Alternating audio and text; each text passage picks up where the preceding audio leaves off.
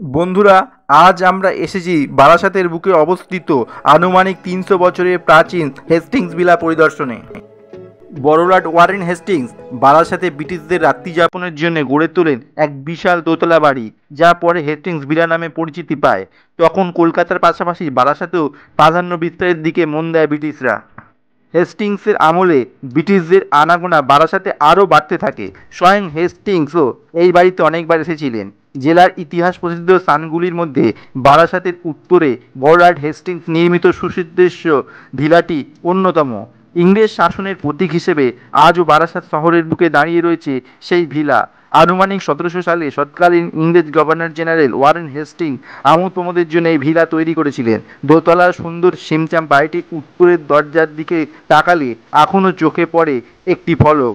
ফলকে লেখা রয়েছে, in this house live Lord Warren Hastings.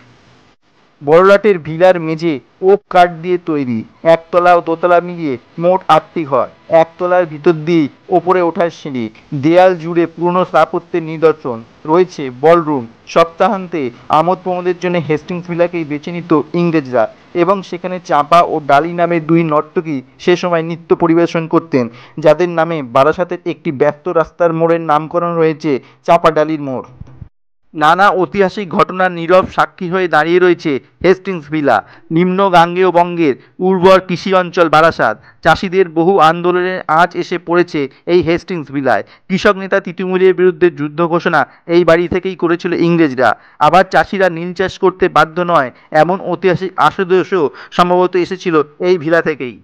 দীর্ঘদিন ধরে রক্ষণাবেক্ষণের অভাবে ধুঁকতে থাকা এই ঐতিহাসিক ব্রিটিশ স্থাপত্যটিকে বর্তমানে Indian archaeological survey of India অধিগ্রহণ করেছে এবং নূতন করে সংরক্ষণের কাজ শুরু করেছে। বারাসাত স্টেশন সংলগ্ন কাছারি ময়দানের উল্টো দিকেই অবস্থিত হেস্টিংস ভিলা।